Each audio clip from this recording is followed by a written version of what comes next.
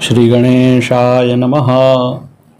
लघु सिद्धांत कौमुदी के हल संधि प्रकरण के अंतर्गत पूर्व की कक्षा में हमने अनुस्वार करने वाले विभिन्न सूत्रों को पढ़ा।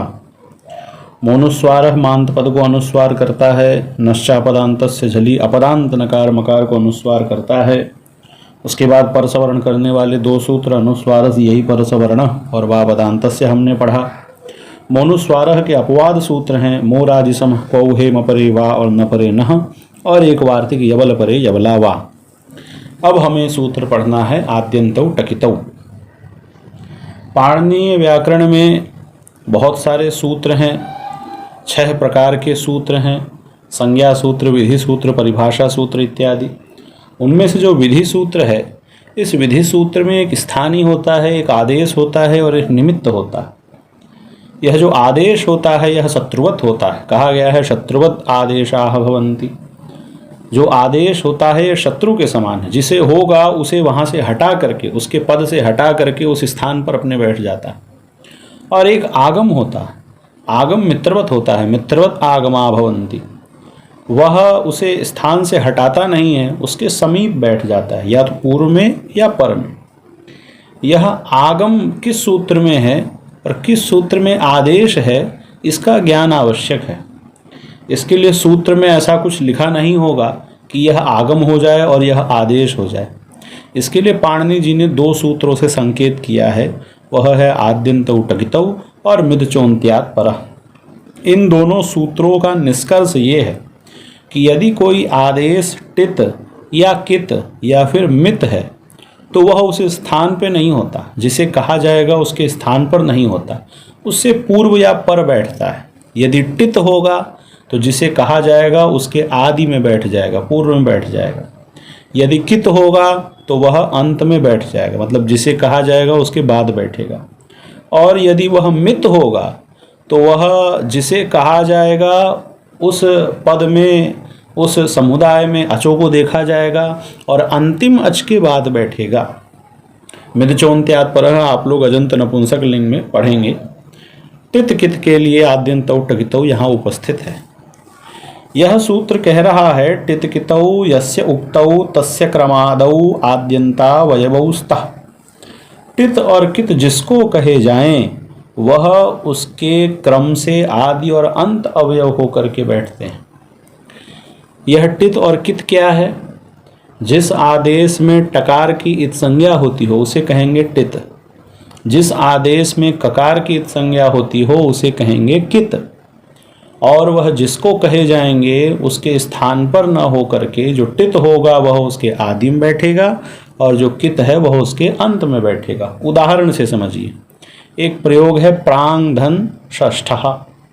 प्रांग धन षष्ठः में सूत्र की प्राप्ति हुई गणोः कुक्टुक्षरी। यह सूत्र कहता है गकार और अणकार को कुक और टुक हो जाता है शर प्रत्याहार परे रहते विकल्प से। पूर्व में होना चाहिए या तो गकार या फिर नकार, उससे परे होना चाहिए शर प्रत्याहार। शर प्रत्याहार में कौन कौन आते हैं वर्ण? तीनों श आते हैं, श स सर, तो तीनों शकार इसमें आ गए। पूर्व में गकार या नकार होना चाहिए, तो प्रांग में क्या है? प्रांग में गकार है। परे शर प्रत्याहार कौन है? षष्ठा का मूर्धन्य श है, तो ग को कुक हो जाए। अगर न है तो टुक हो जाए, ग है तो कुक हो जाए। अब ग को कुक हो जाए, यदि हम आद्यन्तौ टकितौ न पढ़े होते तो हम तो ग को हटा करके उसके स्थान पे कुक बैठा देते, जैसा आज तक हमने किया है। ई को यणची में किसी ने कहा ई के स्थान पर य कर दो, तो ई को हटा दिया, य वहाँ बैठा दिया। प्रांग में भी ग को हटा के कुक को बैठाना था, लेकिन सूत्र आ गया आद्यन्तौ टकितौ। वो कहा आदेश टित है या कित है, तो हमारे पास जो कुक आ रहा है यह तो कित है। तो कित कहाँ होगा? अंतिम में होगा, जिसको कहा जाएगा उसका अंतिम अवयव होकर के बैठेगा, तो ग के बगल में कुक बैठ जाएगा। अच्छा, यह कुक कित क्यों है? क्योंकि कुक में ककार की संज्ञा होती है हलन्त्यम से। कुक आदेश है, उपदेश है। उपदेशेन्त्यम हलित स्यात् हमने पढ़ा हलन्त्यम की वृत्ति में। और उपदेश क्या है? आद्य उच्चारणम। इसकी विस्तृत व्याख्या वहाँ हो चुकी है संज्ञा प्रकरण में। हमारे जो आद्य हैं उनका उच्चारण। पाणिनि कात्यायन पतंजलि ने व्याकरण शास्त्र की रचना के लिए जो जो कहा वह सब उपदेश है। इन्होंने आदेश बनाए, सूत्र बनाए, गण पाठ, धातु पाठ, सूत्र पाठ, ये सब उपदेश हैं।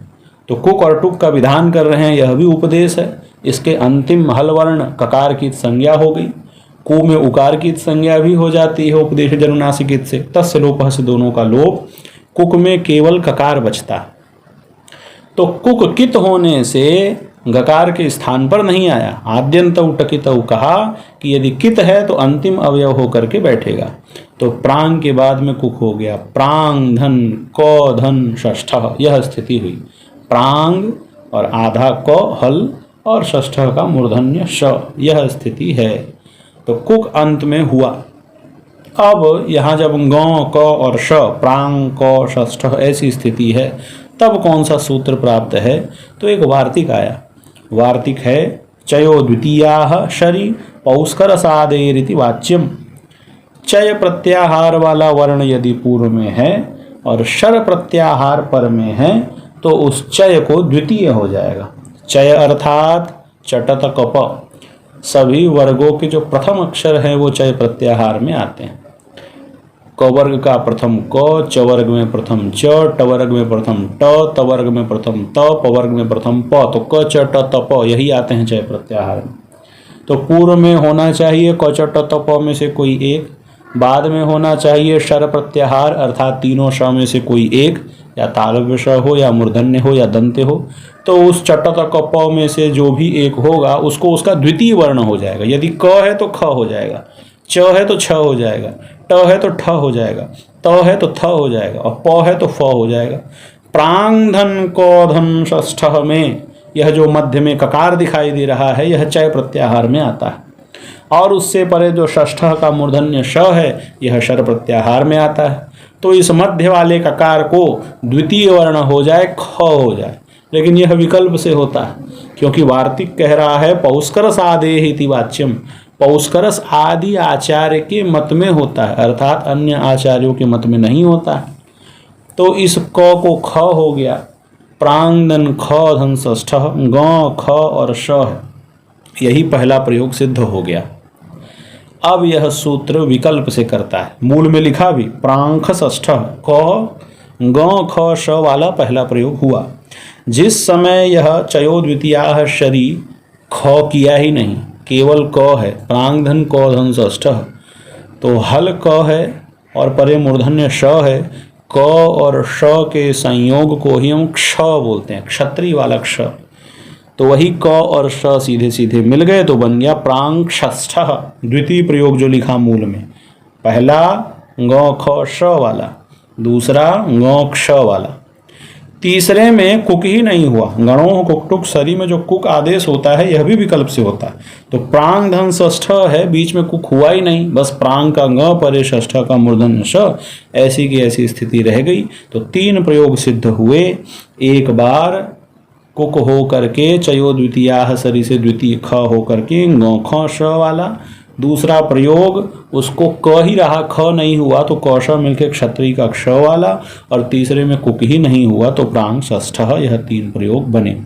तो इस प्रकार से हमने जाना कि पाणिनि जी के सूत्रों में आदेश शत्रुवत होते हैं, वह जिसको कहे जाएंगे उसके स्थान पर हो जाते हैं, हटा करके हो जाते हैं, परंतु कुछ आगम भी होते हैं और वह आगम जिसे कहा जाएगा उसके स्थान पर नहीं होता, या तो उसके पूर्व में होगा या उससे पर में होगा, या फिर एक मित भी होता है, सभी अचों से अंतिम अच के पर होगा। यह ऐसे तीन आगम होते हैं, टित कित और मित। आद्यंत टकित नियम करेगा कि टित कित कहाँ हो, टित आदि में हो, कित अंत में हो, और मित कहाँ हो, यह मिदचोन्त्यात् परः सूत्र हम पढ़ेंगे अजंत नपुंसक लिंग में। यह कहेगा सभी अचों में जो सबसे अंतिम अच है उससे परे हो। अब प्रांग षष्ठः एक प्रयोग हमने जाना। दूसरा प्रयोग है एक सुगण षष्ठः। सुगण में णकार है, ण टठ ढण, और परे षष्ठः का मूर्धन्य श है। यहाँ पर भी गणों गुक्टुक सरी प्राप्त है। गकार या णकार को कुकटुक होता है, शर प्रत्याहार परे रहते। सुगण में क्या है? सुगण में णकार है। कुक हो कि टुक हो, यथा संख्य से ग को कुक, ण को टुक, तो ये टुक होगा। सुगण धन टुक धन षष्ठ। टुक में केवल टकार बचेगा, उक चला जाएगा, ककार जाएगा हलंत्यम से उकार जाएगा उपदेश जनुनासिक इत से, तस्य लोपः से दोनों का लोप। अच्छा, यह टुक कित है कि टित है? टुक में भी ककार की इत संज्ञा हुई है, यह भी कित है। और कित कहाँ होता है? अंतिम में होता है, आद्यंतौ टकितौ, टित आदि में कित अंत में, तो टुक भी कित है। यह मत समझिए कि कुक कित है और टुक टित है। भले कुक और टुक में क और ट दिखाई दे रहा है, लेकिन इत संज्ञा दोनों जगह क की ही हो रही है, कुक में क की, टुक में भी क की, तो यह भी कित है। टुक भी कित है तो यह कहाँ होगा? अंतिम में होगा। तो सुगण में ण के स्थान पर टुक नहीं हुआ, सुगण में ण से परे टुक हो गया। अण ट और स, सुगण ट षष्ठ ट हल है, अण ट श। जब ऐसी स्थिति हुई तो वार्तिकाया चयो द्वितीया शरी पौस्कर सादे हिति वाच्यम, इस बीच वाले ट को द्वितीय अक्षर कर दिया ठ, सुगण ठ षष्ठ। यही पहला प्रयोग सिद्ध हुआ जो वहाँ लिखा है मूल में, सुगणठ षष्ठ, ण ठ और श है। जिस समय चयो द्वितीया शरी नहीं लगा, प्रथम ट ही रह गया उसको, तो सुगणठ षष्ठ ण ट स वाला रूप है। एक बार टुक ही नहीं हुआ, सुगण है और षष्ठ है, ण स ऐसे का ऐसा रह गया। तो तीन प्रयोग यहाँ भी सिद्ध हुए। अब अगला सूत्र आया डह सिधुट। यहाँ डह में पंचमी है और सी में सप्तमी है, और सूत्र कह रहा है धुट हो जाए, लेकिन धुट किसके स्थान पर हो यह निश्चित नहीं है। डह की पंचमी को देखें तो हमने जो पूर्व में सूत्र पढ़ा था तस्मात् द्वितीयोत्तरस्य, वह कहेगा ड से परे स को हो जाए। और सी की सप्तमी देखें तो तस्मिन् नीति यहाँ आकर के कहेगा वर्णों से अव्यवहित पूर्व ड को हो जाए। तो पंचमी कह रही है डह की कि स को हो जाए, ड से परे स को हो जाए। और सी जो सप्तमी है यहाँ तस्मिन् नीति की सहायता से अर्थ निकल रहा है स से अव्यवहित पूर्व ड को धुट हो जाए। तो यहाँ धुट किसको हो यह निश्चय नहीं हो पा रहा है। लेकिन जहाँ उभय की प्राप्ति होती है, उभय निर्देशे पंचमी निर्देशो बलियान, जहाँ पर पंचमी और सप्तमी दोनों का निर्देश होता है वहाँ पंचमी निर्देश ही बलवान होता है। इस परिभाषा के बल से अर्थ यह हुआ कि ड से परे स को धुट होगा, इसलिए वृत्ति में लिखा डात परस्य सस्य धुटवा, यह धुट विकल्प से होगा। उदाहरण देखिए, उदाहरण के लिए आया षड संतः, छह सज्जन है ऐसा कोई कह रहा है, छह सज्जन, षड संतः। षड में डकार है पूर्व में और परे संतः का दंत स है। यहाँ खरिच से ड को ट हो जाना चाहिए, लेकिन खरिच यहाँ पर असिद्ध है, क्योंकि खरिच की अष्टाध्यायी है 8-4-55, 8वें अध्याय के चतुर्थ पाद का है, और यह जो डहसी धुट है यह 8वें अध्याय के तृतीय पाद का है। तो खरिच यहाँ असिद्ध है, पहले डहसी धुट यहाँ धुट करने आ गया। तो षड धन संतः में धुट हुआ, लेकिन धुट किसको होगा? डात परस्य सस्य धुटवा, सकार को धुट होगा। तो षड धन संतः में दंत स को धुट होगा, तो स को हटा करके धुट नहीं होगा, स के पूर्व में धुट होगा। क्यों? क्योंकि धुट में टकार की संज्ञा हो जाएगी, तो धुट आगम हुआ टित, और टित आगम कहाँ होता है? आदि में कि अंत में? अभी अभी हमने सूत्र पढ़ा आद्यंतौ टकितौ से कि टित होता है आदि में, कित होता है अंत में। यह टित है, टित आदि में होगा, तो स को कहा गया स के आदि में होगा। तो षड धन ध धन संत, यह जो ध हल है धुट था, धुट में उठ चला गया। टकार की संज्ञा हलंत्यम से, उकार की संज्ञा उपदेशीय जनुनासिक इत से, और तस्य लोपः से लोप, इसलिए धुट में केवल धकार बचा। षड धन ध धन संतः, ड ध और स ऐसा संयोग है। जब ड ध और स है, अब खरिच की प्राप्ति हुई, दंत स यह खर में आता है, तो मध्य वाला जो धकार है इसे चर होके प्रथम बन गया त, तो ड त और स, और जो फिर ड और त में संयोग है यहाँ पर खरिच लगा, तो ड को प्रथम हो गया ट, तो बन गया षट त ट त स, षट संतः। कोई शंका करे कि जिस समय धुट हुआ तो ड और ध में यहीं पहले ड को ट क्यों नहीं किए? आप प्रथम मध्य वाले ध को त किए, ड और ध में ही ड को ट कर देते, पहले खरिचा यहाँ लगा देते। तो उत्तर आया कि ध खर में नहीं आता, ड और ध के बीच में खरिचा है ही नहीं, क्योंकि खर परे नहीं है, ध खर में नहीं आता। इसीलिए पहले इस मध्य वाले ध को त हुआ, क्योंकि खर परे है संतः का दंत स। जब ध को त हो गया, अब त खर में आता है, तो प्रथम वाले ड को ट हो गया, तो षट् संतः, यही प्रथम प्रयोग लिखा है। दूसरा, जिस समय षट् धन संतः है, धुट हुआ ही नहीं, धुट विकल्प से होता है, तो ड और स में संयोग है, खरीच यहाँ लगा, ड को ट हो गया, षट् संतः। इस प्रकार से दो प्रयोग सिद्ध हुए। अगला सूत्र आया नश्च। नश्च में नह भी पंचमी का एक वचन है।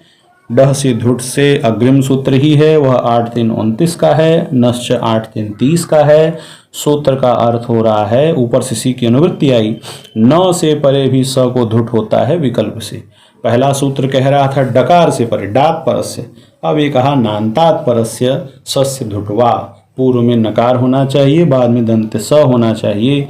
उदाहरण आया संधंसः, वह सज्जन है। संसः, संधंसः में यहाँ जो नकार है उससे परे दंत स है, दंत स को धुट हो जाए। धुट आगम जो है टित है, क्योंकि टकार की इसमें एक संज्ञा होगी, स के पहले हो कि स के बाद में हो। आद्यंत टकित कहा टित आदि में होता है, तो स के पूर्व में धुट हुआ। सन धन धुट धन सह, धुट में केवल धकार बचा, क्योंकि यहाँ पर उट की संज्ञा हो गई। टकार की हलंत्यम से, उकार की उपदेश जनुनासिक से, तस्य लोपः से दोनों का लोप, न ध स, सन ध सह। अब यह जो बीच वाला धकार है, इसे खरीच से त हो गया, संत सह न त स। इस नकार में खरीच क्यों नहीं लगा? क्योंकि झलो को चर होता है, झल में न नहीं आता, झल में यमगणनम नहीं आता, इसीलिए न त स वाला यह एक रूप बना। और जिस समय धुट हुआ ही नहीं, सन में न है, परे सह है, संसहा, केवल इतना ही बना। इस प्रकार से आगम वाले हमने सूत्रों को पढ़ा। अब अगले पाठ में हम शितुक और अंगमो ह्रस्वाद चिंगमुण नित्यम इसे पढ़ेंगे।